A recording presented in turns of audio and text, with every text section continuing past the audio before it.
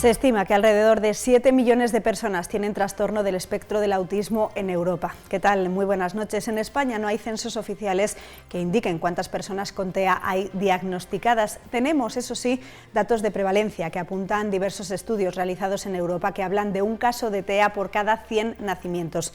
Es decir, cada año nacen en España 4.200 niños con autismo. Por ello, se estima que hay más de 470.000 personas con TEA en nuestro país. Es una cifra que se eleva a casi 1,5 millones de personas vinculadas al trastorno si tenemos en cuenta también el impacto que produce en sus familias. En León son 4.600 las personas con TEA. Es un trastorno de origen neurobiológico que afecta a la configuración del sistema nervioso y al funcionamiento cerebral. Acompaña a la persona a lo largo de toda su vida y afecta fundamentalmente a dos áreas del conocimiento personal: la comunicación e interacción social y la flexibilidad del pensamiento y el comportamiento. Los padres suelen empezar a sospechar de que un niño tiene TEA alrededor de los 22 meses de vida, aunque no se diagnostican normalmente hasta los 3 o los 4 años. La Asamblea General de las Naciones Unidas instauró en 2007 la fecha de hoy, 2 de abril, como Día Mundial de Concienciación sobre el Autismo. A este día se le dedica el color azul. Por eso, nosotros también vamos a mostrar nuestro apoyo a este día cambiando el ambiente de nuestro plato. Este año el lema es Un feliz viaje por la vida y las imágenes asociadas a su celebración son, como cada año, piezas de rompecabezas como estas, que reflejan la complejidad y el enigma que genera el espectro del autismo, pero como ven, las piezas acaban encajando. Este día busca resaltar la necesidad de contribuir a mejorar la calidad de vida de las personas con TEA y promover su inclusión en todos los ámbitos de la sociedad como ciudadanos de pleno derecho. Aunque de momento no se encuentren las causas ni la cura para esta condición, sí que está comprobado que con la atención temprana y con las terapias adecuadas puede haber mucho margen de mejora. Hablaremos de ello en este programa y también abordaremos otro tema, el de la discriminación, porque muchas de estas personas se enfrentan a ella en todos los aspectos de la vida debido en buena medida la falta de concienciación sobre este trastorno. Es preciso eliminar los prejuicios existentes y empatizar con el colectivo. Todo para rebajar cifras como estas. El 46,3% de los niños con autismo sufre acoso escolar y cuando son adultos su índice de desempleo se sitúa entre el 70 y el 90%. Este Analízale, dedicado al trastorno del espectro autista, busca ayudar a conocer y comprender sus necesidades para facilitar los apoyos necesarios para vivir felices y participar en la sociedad en igualdad de condiciones con respecto al resto de la ciudadanía.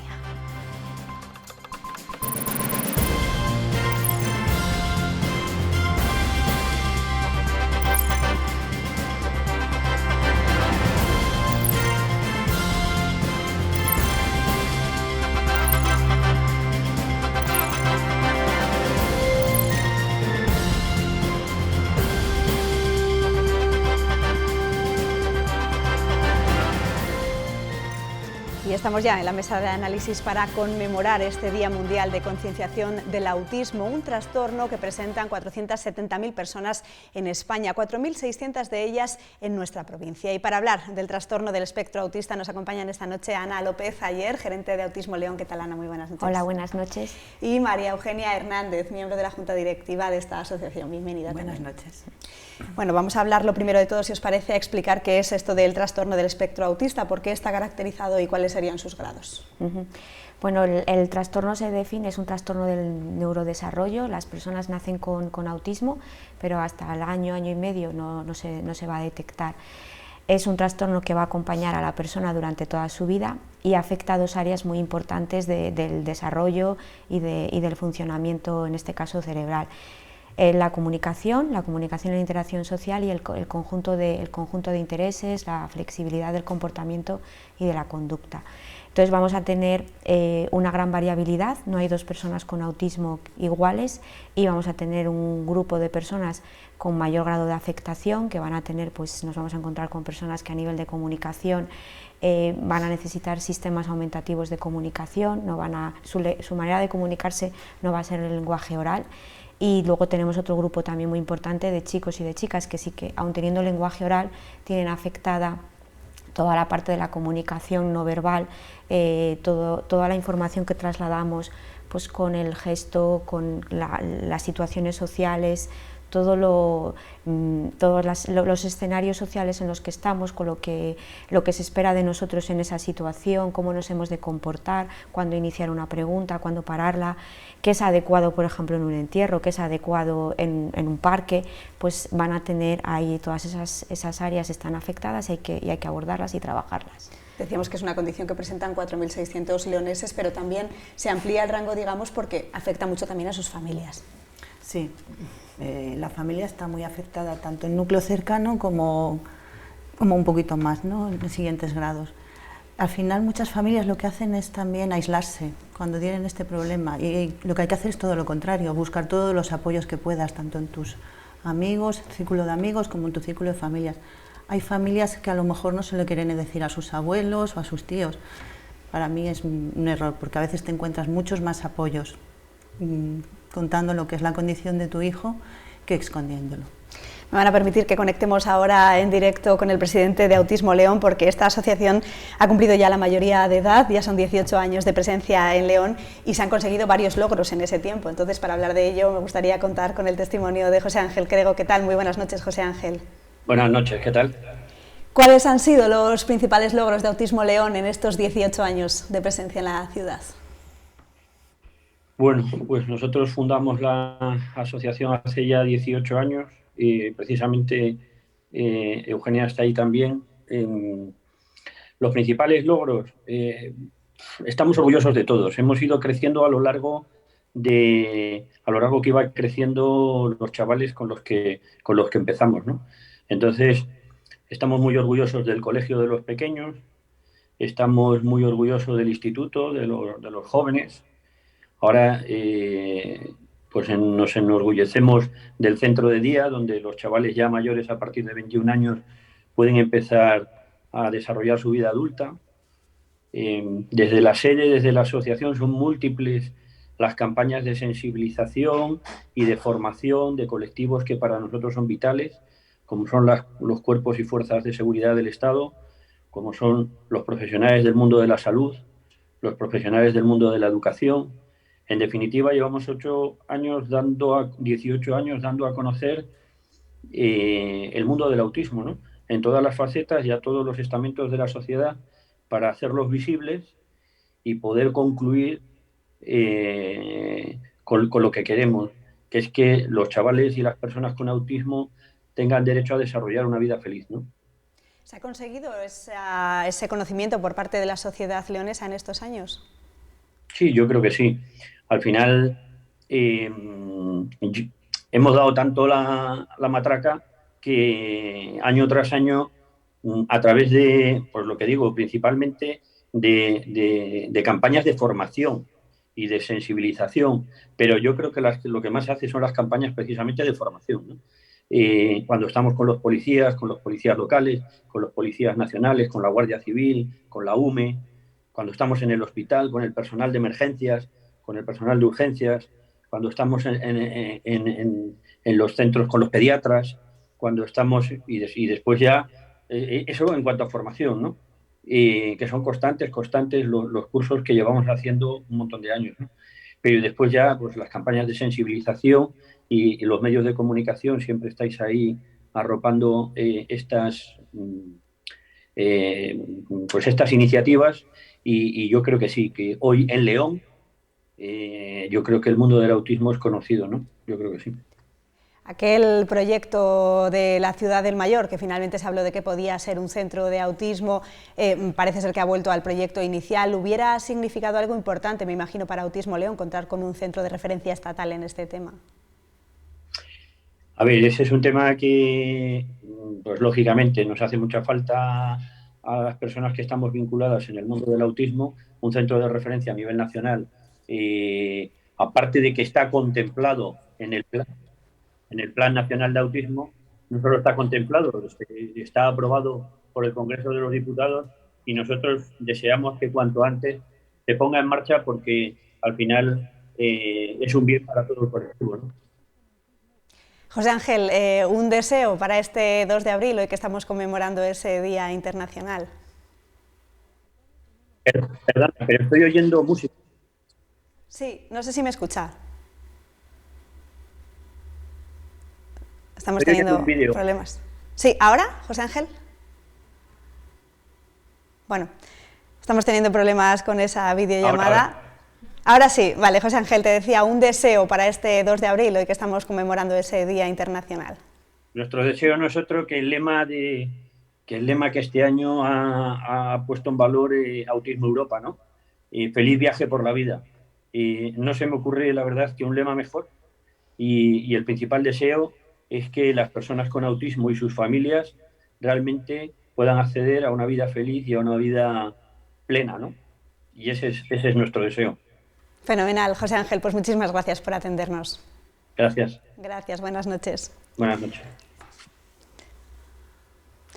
Volvemos a la mesa, decía José Ángel, creo que sí que se ha conseguido esa sensibilización y ese conocimiento de la sociedad. No sé si vosotras también lo veis igual desde el día a día de la asociación, porque trabajáis directamente con las familias. Habrá gente, me imagino también, que tenga ciertas dudas, ¿no?, a la hora de acercarse a Autismo León. En estos 18 años, bueno, lo que decía José Ángel, hemos pasado de no conocer y de no había una asociación en este caso de relevancia y de representación de todo el colectivo en la provincia, y ahora ya la hay. Y llevamos, pues también se ha trabajado mucho en labores eso, de incidencia, de concienciación y de compartir el conocimiento que tenemos. Pero bueno, todavía queda bastante terreno por hacer. Sí que a nivel de calle, pues somos conocidos, sí que la gente sabe que tenemos, bueno, pues que existe en León una asociación especializada para las personas con autismo y sus familias, pero luego, bueno, pues cuando rascamos en pequeños matices, pues todavía, bueno, pues hay muchos mitos que derribar y muchas situaciones, pues en las que al desconocer todavía un poco el cómo se materializa o el cómo se manifiesta el trastorno en cada persona, pues sí que hay muchos casos todavía de discriminación, de vulneración de derechos. Si nosotros, por ejemplo, bueno, pues una situación que nos ha ocurrido, si tenemos a un alumno que en este caso los esfuerzos que hace educación son muy grandes, pero si en un momento determinado, en un grupo de adolescentes, pues surge una situación de conflicto y no se han tenido en cuenta las características de ese alumno que tiene TEA, de cómo comprende la situación o de cómo no la está comprendiendo, y se le pone en igualdad de condiciones que con el compañero que ha tenido el problema, pues no se está abordando bien el problema. Se intenta abordar, sí, pero no se está abordando, porque el cómo comprenden las situaciones o a veces el tener a veces lenguaje oral a la hora de expresarnos, dotamos a lo mejor a esa persona de una intencionalidad o de una capacidad de comprender situaciones sociales que no se está llevando a cabo. Entonces esos matices todavía sí que hay que abordarlos, o cuando vamos al médico, por ejemplo, pues eso, que lo que más preocupe de un chico, bueno, el médico en otros escenarios, si nosotros todos tenemos la experiencia de ir al dentista, el 80% de la población le da miedo sentarse en un dentista. Entonces, que un chico que no tiene las mismas habilidades de respuesta que nosotros reaccione de una manera conductualmente un poco más, pues bueno, pues socialmente menos recomendada, y que se ponga el peso en eso, aunque tiene un problema de conducta y no el por qué tiene miedo y en ayudarle, pues ahí todavía tenemos que incidir y seguir trabajando mucho. Precisamente al hilo de esto vamos a entender un poco mejor esta condición escuchando un testimonio en primera persona. Es el de María Teresa Cardoso. Ella es la madre de David, un joven con TEA. La escuchamos.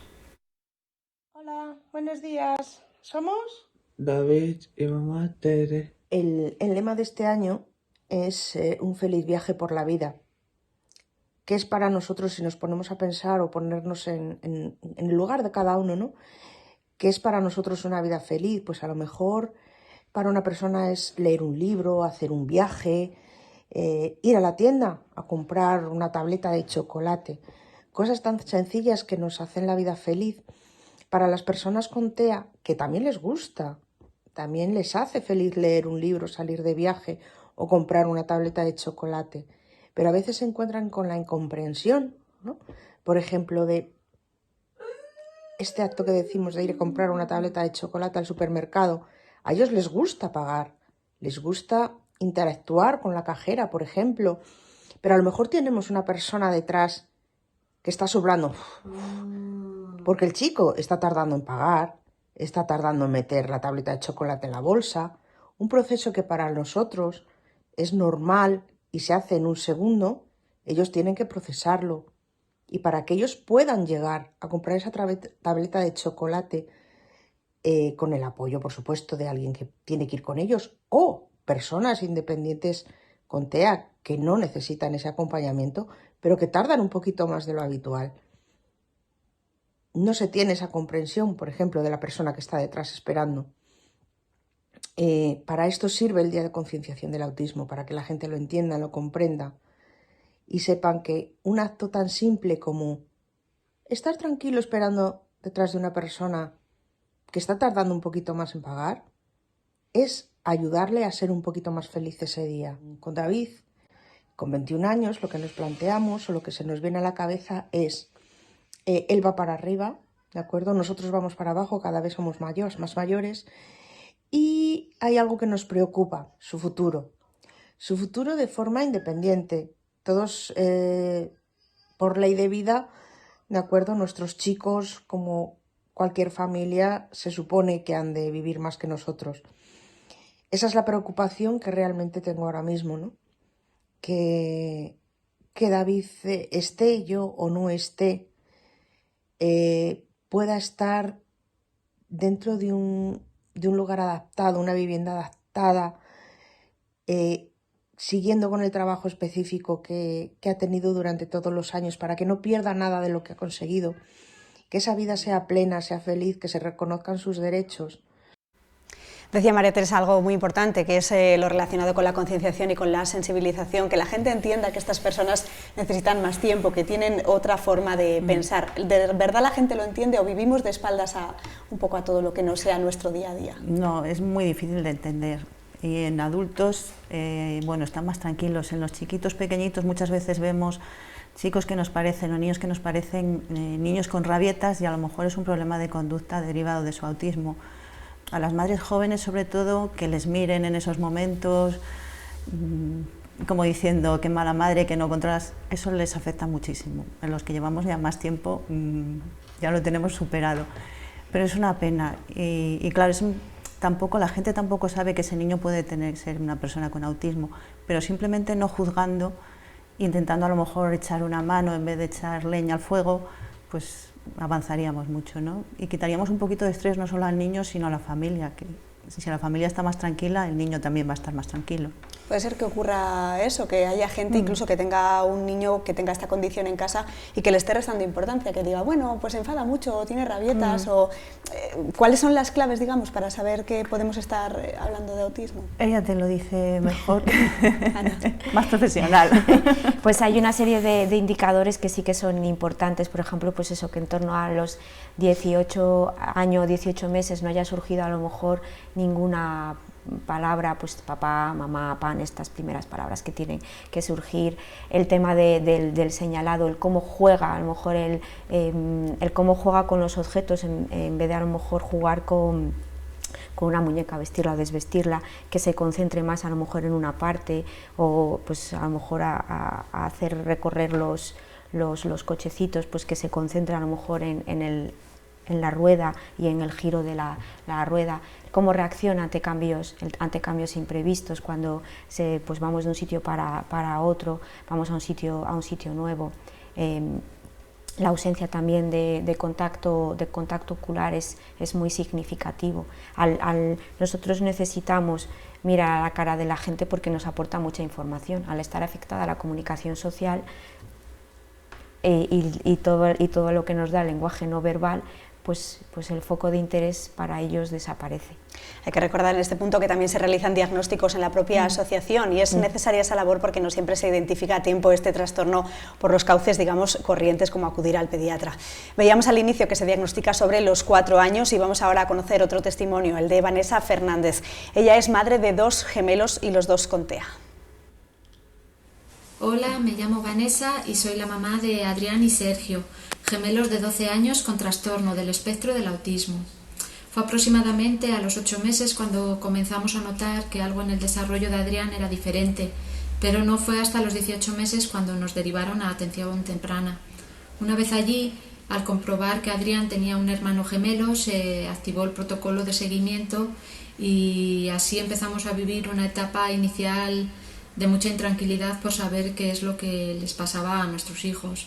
Cuando llegó el diagnóstico, en el caso de Adrián, pues fue como una confirmación de las sospechas y en el fondo pues hasta un alivio, porque le pones nombre a lo que realmente le está pasando a tu hijo. Pero en el diagnóstico de Sergio fue muy duro para nosotros, porque aunque ves que el desarrollo es diferente y tiene dificultades, nunca pensábamos que pudieran estar relacionadas con el trastorno del espectro del autismo. Pero al final la realidad es aplastante. Insisto en esto porque es fundamental tener un diagnóstico precoz y certero para poder intervenir cuanto antes de una manera individual y especializada, porque va a ser lo que conlleve a que nuestros hijos adquieran unas capacidades de comunicación y socialización que van a hacer que mejore su calidad de vida. Yo desde aquí, si hay algún papá o alguna mamá que esté viendo el programa, les animo a que si ven alguna dificultad en el desarrollo de sus hijos y acudan cuanto antes a servicios especializados de diagnóstico, porque incluso en los casos que son más evidentes, esas primeras señales, el diagnóstico siempre se puede retrasar. Ante la menor sospecha, acudir, decía Vanessa, a los servicios especiales de diagnóstico. Decía también una cosa importante, que es ponerle nombre, ¿no? Me imagino que las familias, cuando tienen por fin ese diagnóstico, sea el que sea, es un alivio, un respiro. Depende de la familia. Ella te ha dicho, ha tenido dos casos, ¿no? En un principio, con el primero fue un alivio y con el segundo fue un mazazo, ¿no? Porque no se lo esperaban. El diagnóstico no es una etiqueta, como a veces decimos, y no es un pronóstico. Es la primera puerta para empezar a trabajar con ellos. Y te va a decir si puedes trabajar con ellos. El desarrollo va a ser muy diferente, que empieces con un niño de 3 años a que tenga 6 años. Estás perdiendo una etapa de la vida muy importante. Y luego tienes que seguir trabajando. Muchos padres tienen miedo del diagnóstico, más que... También es comprensible. Sí. También. En la segunda parte del programa vamos a abordar un poquito más lo que tiene que ver con la educación. Yo únicamente quería preguntar para terminar, ¿qué retos de futuro tiene Autismo León? ¿Hacia dónde camina? Pues hablando del diagnóstico, pues el incidir y todo el proceso de diagnóstico, en este caso en la provincia de León, sea lo más rápido y lo más temprano posible. Nosotros tenemos un servicio que no es lo habitual en las entidades sociales, las entidades de discapacidad. Tenemos un área especializada en detección y nos coordinamos con sanidad, con infanto-juvenil, con salud mental y también con la parte de educación y de servicios sociales para hacer toda esa detección precoz. Luego también nos contará mi compañera el proyecto pionero que estábamos haciendo con las escuelas de educación infantil, porque es lo que ha dicho María Eugenia, eso es la puerta que va a abrir, el autismo está ahí y la vida va a ser distinta, pero cuanto antes se sepa, antes se va a poder abordar y saber lo que hay que hacerlo y cómo hay que hacerlo. Importancia otra vez del diagnóstico a tiempo. Gracias, María Eugenia, Ana, por acompañarnos esta noche. Nada, a vosotros, muchísimas gracias. Gracias, buenas noches. Y también por hacer un poco más comprensible un tema al que debemos dejar de darle la espalda como sociedad. Nos vamos a publicidad y regresamos enseguida para abordar desde el ámbito educativo este trastorno del espectro autista. Hasta ahora.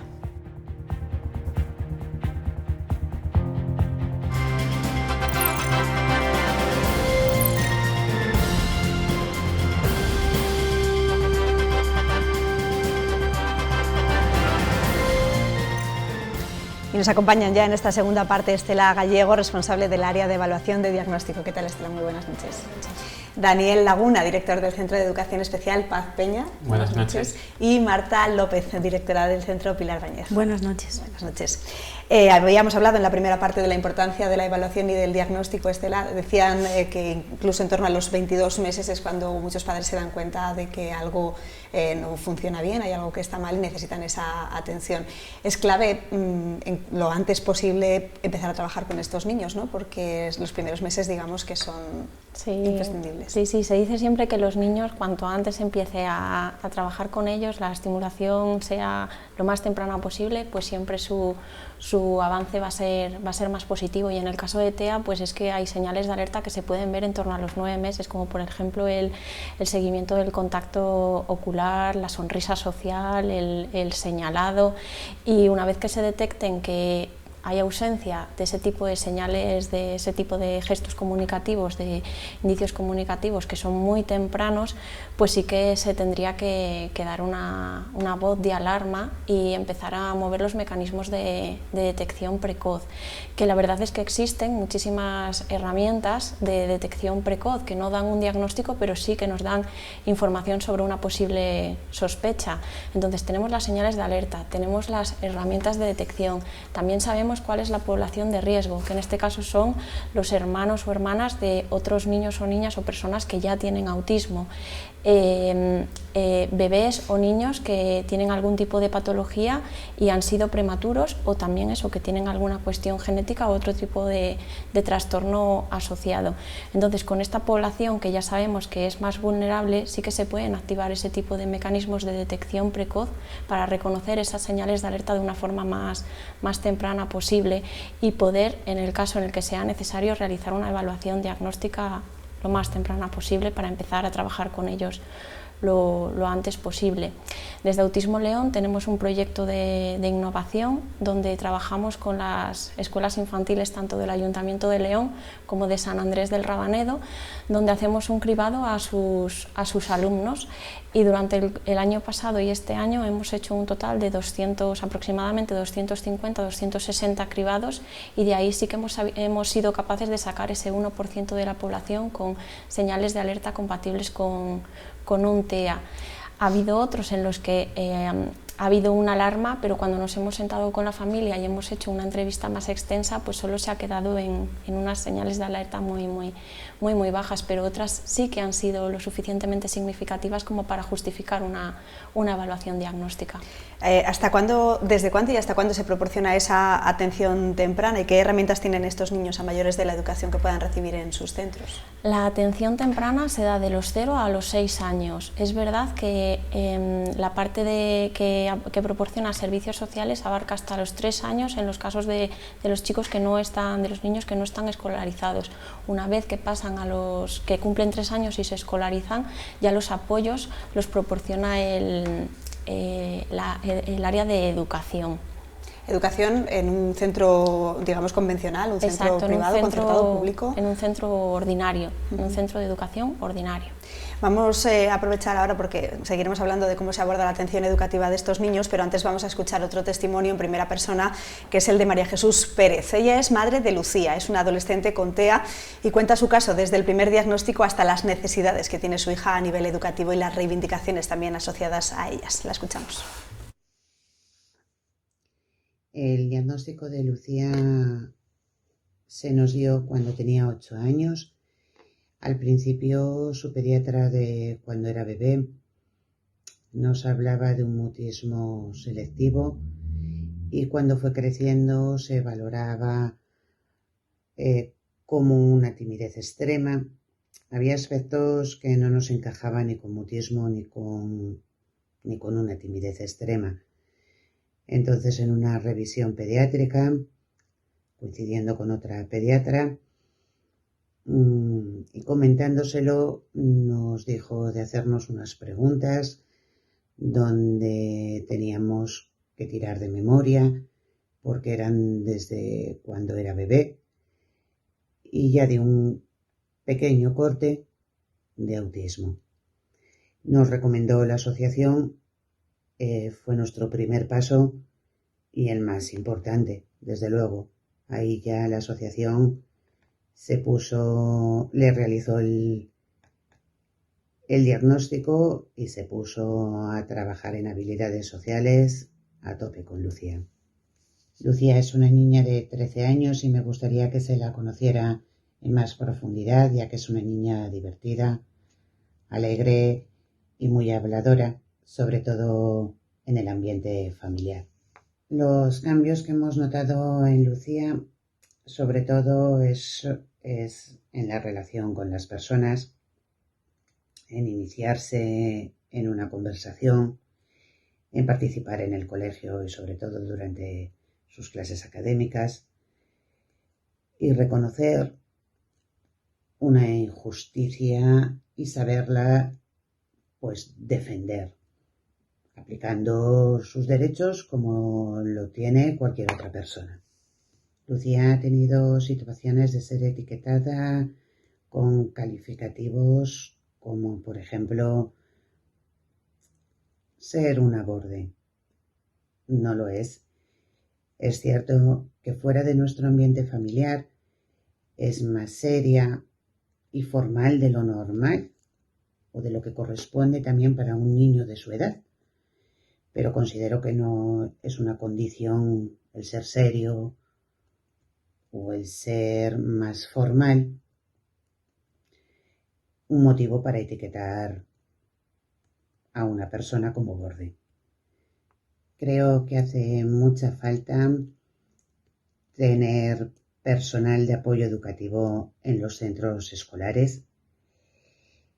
Hay momentos en los que conviven en el colegio que se sienten bloqueados.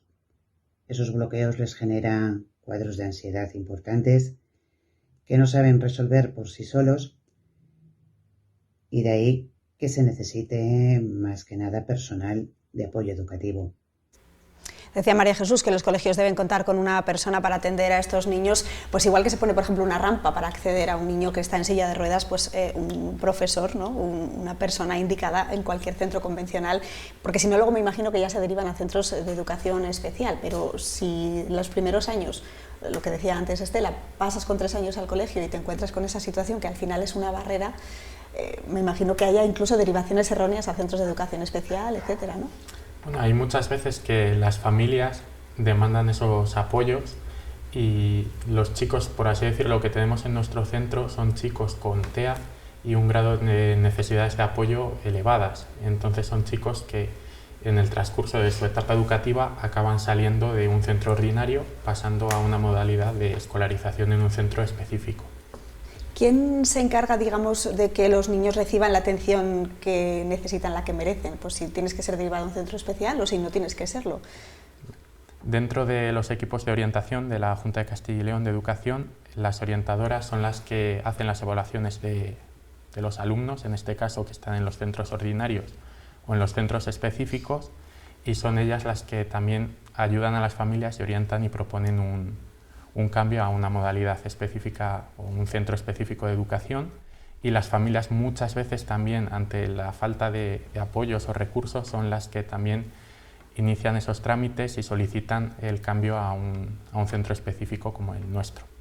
Hay también centros de día, como puede ser el de Pilar Vallez. Eso, los niños acuden allí, quiero decir, van derivados de otro sitio. ¿Cómo funcionan los centros? ¿Cómo llegan los usuarios allí? Vale, el centro de día Pilar Vallez en la actualidad cuenta con 8 usuarios que han sido derivados del Colegio Paz Peña. El centro de día ha costado mucho construirlo, lleva un trabajo enorme por parte de las familias de Autismo León, y es como ahora mismo un sitio muy importante en el que estamos creciendo y estamos empezando a trabajar con adultos. En la actualidad tenemos un 32% de adultos en la asociación, y el centro de día trabajamos talleres ocupacionales y talleres prelaborales, pero no dejamos de lado lo que llevan trabajando desde el colegio, porque nos parece una parte muy importante que no se puede perder. Decía también esta madre que ser serio, ser borde, ser formal no deberían ser motivos para que se etiquete a una persona, y está claro que no, pero ¿cómo se llega a esa concienciación de la sociedad? ¿Cómo hacemos para que la gente entienda que hay gente con esta condición? Pues lo más importante es sobre todo dar a conocer el autismo, hablar cada vez más del autismo, porque la prevalencia está ahí. Se habla del 1% de la población, en todos los colegios, prácticamente todos hay alumnado con TEA, y parte de ese conocimiento también está en la formación que damos a los profesores, que los profesores sepan qué es el autismo y sepan transmitir a sus alumnos qué es el autismo y cómo se manifiesta en cada uno de ellos, porque no hay dos iguales. Luego también nosotros como asociación hacemos actividades de sensibilización, es una actividad muy demandada por los colegios, donde vamos a hablar sobre qué es el autismo, incluso ayudamos a nuestros usuarios del Servicio de Habilidades Sociales a contar a sus compañeros que tienen autismo y cómo es su autismo. Entonces, con toda esta información, los alumnos, una vez que lo tienen, sí que son capaces de entender por qué su compañero o compañera se comporta de una determinada manera y de qué manera ellos les pueden ayudar en el día a día. Pero es verdad que todavía hay mucho estigma por detrás. Hay mucho estigma y cifras estremecedoras. Hablábamos al principio de, por ejemplo, un 40% de los niños con TEA sufren acoso escolar. ¿Cómo conseguimos rebajar esta cifra? ¿Depende de la sociedad, que se eduque a los hijos en el respeto, o quizá incluso los niños lo entienden mejor que los adultos muchas veces? Pues la verdad es que cuando vas a una clase y les cuentas qué es el autismo y por qué hacen lo que hacen en determinados momentos, lo entienden, y haciendo eso desde unas edades muy tempranas, pues esos niños crecerán muy sensibilizados. Pero es verdad que las personas con TEA, los alumnos, en este caso, son alumnos con necesidades educativas especiales. Eso ya les hace ser diferentes respecto al resto. Son personas, son chicos y chicas que tienen dificultades en la comunicación para entender lo que ellos necesitan expresar y también para entender lo que el resto les expresan, con lo cual ya están en una situación más vulnerable. Son alumnos que suelen estar solos en los centros educativos porque tienen dificultades para interaccionar con el resto de compañeros, y luego manifiestan una serie de comportamientos que llaman mucho la atención, con lo cual suelen ser el foco para que el resto de compañeros se metan con ello. La clave es trabajar con el grupo clase, que entiendan que todos somos diferentes, que todos los alumnos son diferentes, que todos tienen cualidades y que entre ellos se protejan. Y en el momento en el que haya una más mínima burla, alguien lo pare, pero tiene que ser de igual a igual y siempre reforzado por el profesorado, por supuesto. Y en la vida adulta, porque veíamos también al inicio del programa que el porcentaje del desempleo es superior al 70%. Son niños que, si se trabaja con ellos desde el principio, depende, me imagino, del grado, se puede llegar a desempeñar un puesto de trabajo. No sé si, por ejemplo, los alumnos que estudian en un centro de educación especial pueden llegar a tener una vida, digamos, más o menos autónoma a nivel laboral. Nosotros en el centro tenemos ahora mismo 4 clases de educación básica obligatoria y una de transición a la vida adulta. Desde que los niños entran en el centro a una edad de 6, 7, 8 años, depende del niño, incluso más mayores, trabajamos para que ese niño tenga un desarrollo integral y potenciar todas sus capacidades o habilidades, llegando en el caso de muchos de ellos a desarrollar alguna actividad, no en el centro, porque en el centro es un centro educativo, pero durante transición a la vida adulta se empiezan a hacer actividades prelaborales encaminadas ya al paso al centro de día, en el que te puede contar mi compañera Marta un poco más lo que hacen. Vale. Sí, enlazamos, Marta, con... Sí, tenemos un proyecto de empleo bastante potente que está subvencionado con un Fondo Social Europeo, y la verdad es que no solamente nos quedamos con la parte de hacer currículums y de cómo hacer una entrevista, sino que vamos un poco más allá. Con los adultos necesitamos trabajar, pues que tengan un horario, que establezcan unas rutinas, que vayan bien aseados, que tengan todo bien organizado. Y luego, por parte de la empresa, hacemos sensibilizaciones también, porque en el momento que tú explicas lo que es el autismo, cómo se tienen que dirigir a ellos, cómo les tienen que dar una orden concreta y en el momento adecuado, cómo les explicas qué potencialidades pueden tener estas personas, son muy productivos a nivel laboral, pero hay que buscar esas oportunidades y hay que explicarlas, hay que hacer sensibilización en las empresas también. ¿Existe esa sensibilización en las empresas? ¿Vamos a más, digamos? O... A ver, nosotros pensamos que sí, y es por lo que estamos trabajando en la actualidad. Hay una tasa bastante elevada de desempleo, como tú bien has dicho, y el proyecto en el que estamos inmersos es un proyecto bastante completo, donde analizamos en qué pueden ser buenos nuestros chicos, que tienen muchas potencialidades, las explotamos al máximo y les acompañamos en todo este proyecto del mundo laboral, que es bastante complicado para las personas neurotípicas y más para ellos, pero yo creo que en un futuro sí que se pueda conseguir. Ha tocado, Marta, un tema importante que no habíamos hablado, que es ayudar a que la gente en casa que pueda sospechar que su hijo tiene TEA o que ya tiene un diagnóstico y la situación pueda sobrepasarle. La importancia, por ejemplo, lo que hablaba Marta, de las rutinas, ¿no? De rebajar la ansiedad de los niños, que no se le produzcan esos cambios o actividades inesperadas con los que ellos nos están contando, ¿no? Que es, digamos, para facilitar también el día a día de las familias. Sí, sí, es un aspecto clave, la anticipación, es uno de los aspectos donde las personas con TEA tienen más dificultades en saber qué es lo que tienen que hacer y cuándo lo van a hacer, con lo cual anticiparles todo lo que van a hacer siempre de manera visual, porque las personas con TEA son pensadores visuales, eso les va a facilitar su día y su vida, su viaje por la vida de una manera muy clara, y lo importante es eso, saber cómo se puede hacer, y aunque los cambios les puedan causar malestar, es algo que se puede trabajar, se trabaja y se consiguen que en ese sentido los chicos flexibilicen esa parte de su pensamiento y puedan tolerar cambios en su día a día. Debe salir quizá también ese trabajo del ámbito familiar y extenderlo incluso a la propia ciudad. No contamos, por ejemplo, con pictogramas, que es una cosa tan sencilla que quizá entre todos, ¿no? A nosotros no nos importa que haya un pictograma al lado de un semáforo, no nos supone nada, pero es una ayuda para mucha gente. No sé, sí, el tema de las ayudas visuales nos ayuda a todos. Nosotros tenemos muy presente en qué ciclo vital, en qué parte del ciclo vital está la persona con autismo, porque las familias van un poco en consonancia, ¿no? Tenemos que buscar el momento para poderlas ayudar y acompañarlas en ese proceso. No es lo mismo un niño pequeño que un adolescente o una persona adulta. Las familias pasan por unas fases y necesitan el acompañamiento por parte de los profesionales para que su calidad de vida vaya mejorando. Habrá, por ejemplo, elementos en un centro de educación especial que se puedan adaptar a cualquier sitio, a una ciudad, a una empresa.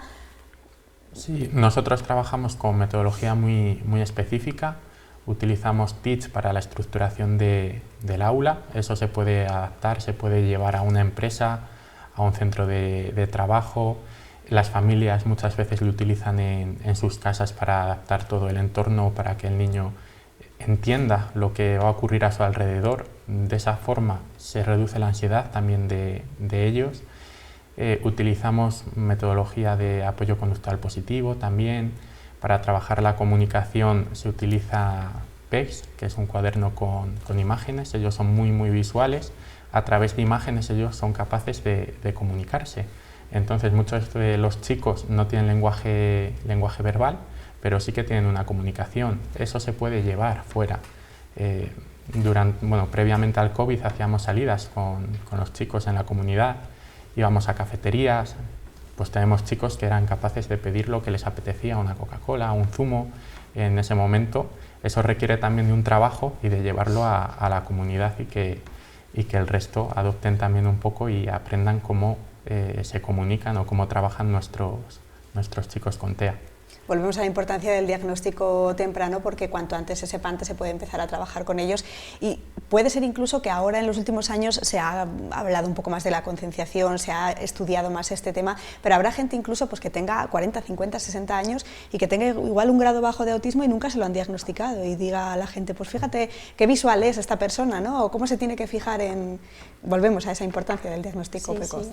A medida que se va hablando más del autismo, pues claro que sí, hay muchas personas que no están diagnosticadas y que ellas siempre han sabido que son diferentes, que son de una manera de ser que el resto no entiende y que tampoco ellos han sabido encajar en los grupos, en las comunidades en donde han estado, en donde se han puesto a investigar, han leído un poco y han visto que las características del TEA encajan en la manera en la que ellos son. Y por supuesto que hay muchísimos adultos que se acercan a la asociación preguntando por el servicio de evaluación diagnóstica y acaban encajando dentro del espectro del autismo. Y no solo eso, sino que también muchos papás que vienen a la asociación para hacerle un diagnóstico a sus hijos acaban diciendo que ellos también reconocen ciertos comportamientos en ellos. Ya para terminar, otra cuestión importante, porque es importante reseñar que hay que quitar presión y sentimientos de culpa a muchos padres, ¿no? Porque a menudo se sienten incluso responsables de las dificultades que pueden presentar sus hijos, y hay mucho trabajo también que hacer en el ámbito familiar. Sí. Cuando viene una familia y recibe un diagnóstico, pasa por unas fases que, como yo les digo, son normales. El duelo, la negación, la culpabilidad, y eso es un trabajo que tienen que hacer de manera interna. Nosotros les hacemos el acompañamiento, les damos formación para que tengan herramientas, para que entiendan lo que es el autismo y que el tren que les ha tocado coger es de larga trayectoria y que vamos a estar acompañándoles en todo momento. Perfecto, pues de este modo terminamos No hay tiempo para más, este programa especial dedicado al trastorno del espectro autista en su Día Mundial. Gracias, Estela. Gracias, Daniel. Gracias. Y gracias, Marta. Gracias. Por acompañarnos esta noche y también por arrojar algo más de luz, en este caso de luz azul, sobre este asunto sobre el que todos debemos tomar más conciencia como sociedad. Nos vamos, pero Analízale regresa, ya saben, el próximo sábado. Lo dedicaremos a la Semana Santa de la provincia y estará conducido por Javier Caballero Chica y, como siempre, con Pablo Rivero en la realización. Gracias por estar ahí. Adiós.